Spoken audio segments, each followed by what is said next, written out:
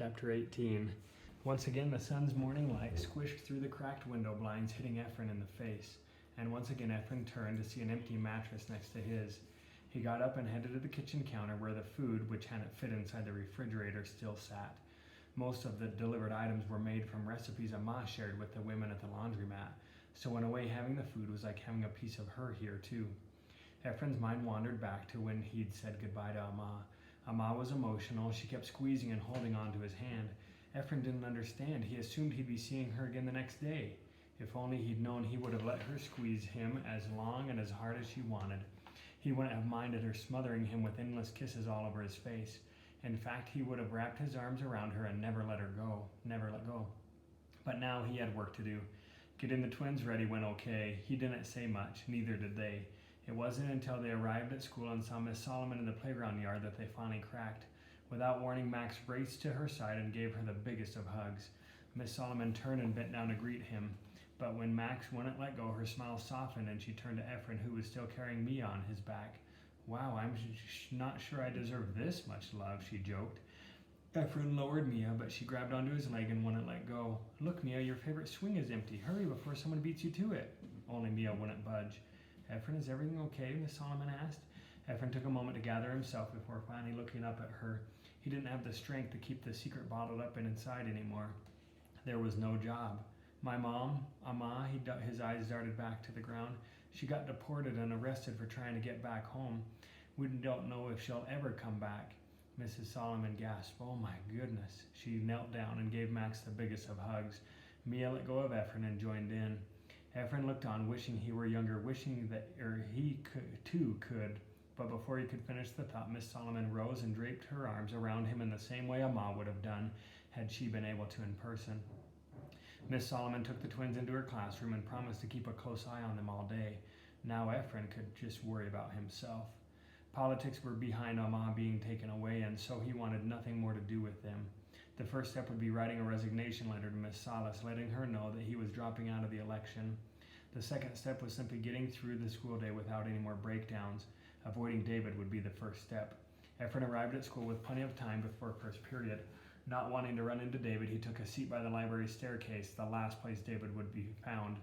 Quickly, he penned his letter for Miss Salas. He didn't go into detail, just stated that he wasn't interested in running anymore. Then he reached into his backpack and pulled out the copy of The House on Mango Street. Jennifer was right. This book is special. Efren knew exactly how the character Esperanza felt.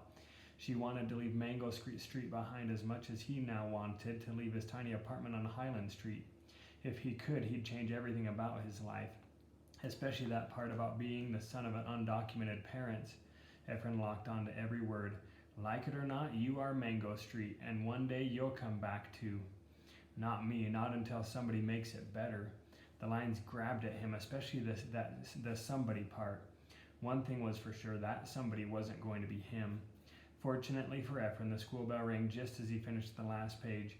He got up and thought about returning the book, but ended up tucking it back into his backpack and read all over again later. He made a beeline for his first period class. Sure enough, Mr. Garrett stood by the door, once again high-fiving students on their way in. Efren gave him a forced smile. He could tell him what had happened later. Efren sank into his seat, making sure to angle his body in the opposite direction from David. He took out his agenda and stared at the calendar section. He couldn't think of anything worth jotting down. He searched the pages for important dates, school elections, basketball tryouts, even the upcoming winter break, but they all meant nothing now. He closed his agenda and stared down at a blank speck on the cover. Suddenly, the door opened. Mr. Garrett had already started class. Someone was late. Efren turned to sneak a peek. His eyes went wide. "Jennifer? Jennifer!" he called out. The entire class all turned to look. Han ran over and gave Jennifer a huge hug. "Miss Huertas?" Mr. Garrett called out. "Does this mean you will be joining us again?" His voice was hopeful. Jennifer smiled widely and nodded. Efren watched as Han led Jennifer back to her old seat. He wanted to rush over and greet her, ask her how she managed to make it back. So when Mr. Garrett offered the chance to pair up with a partner for today's lesson, Efren leaped out of his seat and hurtled over 2 rows of desks, all to reach Jennifer before Han. This made Jennifer laugh. She turned to Han. "Do you mind?" Han gave Efren a look. "Go ahead." Efren took a seat next to Jennifer while Mr. Garrett added last-minute instructions on the board for a podcast assignment. "Okay," Efren asked. So how exactly did you get back?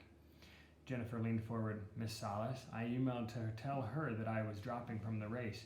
We ended up riding back and forth. She did some research, then called my mom. Told her all about the Fair Tomorrow program that helps kids of color get into private boarding high schools all over the country. Miss Salas is going to help me apply. Hey, maybe you should apply. Bet you'd get in. Efren shook his head. With Ma gone, there was no way he could bail on Max or Mia. Nah, it's not for me. He glanced over to check that Mr. Garrett was still writing on the board. Where are you staying? Miss Salas convinced my mom to let me stay with her until the program can find me a place. Technically, she's my foster parent. Wow, Miss Salas really came through for you, huh? Yeah, she did. She's super nice, but I'm still getting used to living with her. So, asked Efren, does this mean you'll still be running for president? Jennifer shook her head. Can't. I have to focus on my application. Got to get ready for the entrance exam, practice for my interviews, and make up the work I missed. Besides, I saw your posters on the way over. She glanced over at David. How's he taking it? Efren lowered his head. Not so good. We're not friends anymore. He made that perfectly clear. Jennifer covered her mouth. I'm so sorry. I never meant to pressure you. No, it's not your fault. Well, said Jennifer, I'm glad you decided to run. Efren bit his lip. I did, but now I've decided to quit. It's too much for me right now, too. He patted his sweater pocket. I just need to turn in my resignation. Oh, she said, sounding disappointed. Mr. Garrett made his way to Jennifer. Hey, Miss Huertas, just wanted to let you know that it's really nice having you back. Thank you, I'm glad to be back too. All right, but you two better get to work. You can catch up later. Yes, Mr. Garrett, the two answered at exactly the same time. Later, when the end of class bell rang, Efren saw a blur of yellow and blue, David's favorite colors, rush past him. Efren let out a sigh as he waited for Jennifer and Han to gather their stuff. The three left and headed down the main corridor together. By the way, said Jennifer, that poster by the drinking fountain is my favorite.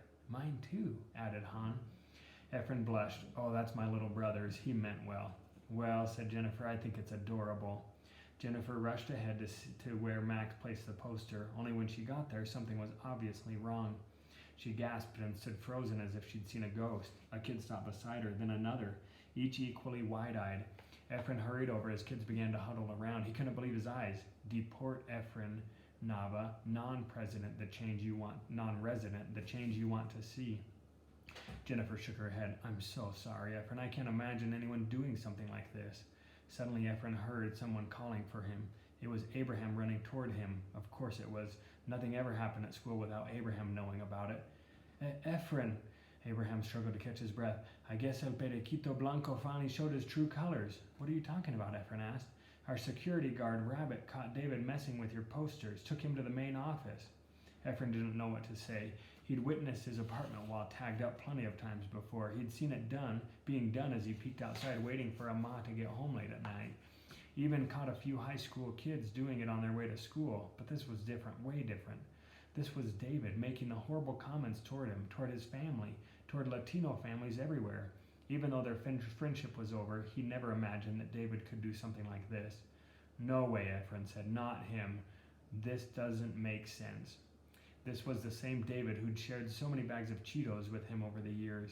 The same David he'd gotten lost with on a school field trip to the LA Zoo so that Pa had to drive over to get them. This was the same David who loved to come over and sample Ama's delicious milagros, even the spicy ones. What you gonna do about it? Asked Abraham. You gonna beat him up? Efren reached over, pulled down the poster, and crumbled it into a ball. Jennifer tugged at his sleeve. Han and I are going to check the rest of the posters. Why don't you go to the office? Efren's chin fell to his chest. It was bad enough that the world didn't think that families like Efren's were good enough for this country, but David too? Why David? Why? It was more than Efren could take. He handed the crumpled poster to Jennifer and walked away. That walk to the main office was one of the longest of his life. Deport Efren Nava? The words might have stuck to him like chewed up bubblegum on the bottom of a sneaker, but they burned like the seeds of a hot pepper. He couldn't understand how David could be so cruel. Efren was about to go in when the door opened and David stepped out. David gave Efren a long, pained look. Efren opened his mouth, but again the words failed him. Mrs. Carey, the school principal, unexpectedly called out behind David, waving a yellow slip in the air. I wanted you to take this note back to... Oh, Efren! She panned over David and then back to Efren. The tension between them was obvious. Efren, why don't you come inside? There's something you ought to know. David reached for the pass and disappeared up the stairs. Efren began to feel sick. Mrs. Carey held the door open for him. "Come on in." Efren entered, the color drained from his face. Mrs. Carey sat up. School security caught David damaging posters, but he's not the person who wrote those racial epithets. In fact, he was going around the campus tearing them down. I can only imagine what he must have thought. Efren swallowed. I thought that David was a horrible friend, a horrible person, and that I never wanted to see him again. His head tilted downward. But it turns out I am the horrible friend for thinking badly about him. Don't be so hard on yourself. A lot of us jump to the same conclusion. She tapped on the desk with her pen. Don't worry, we'll find whoever wrote those abhorrent comments. But first you need to file a report. I will walk you through it. Efren felt terrible for thinking the worst of his best friend, or as David used to say, his brother from another mother.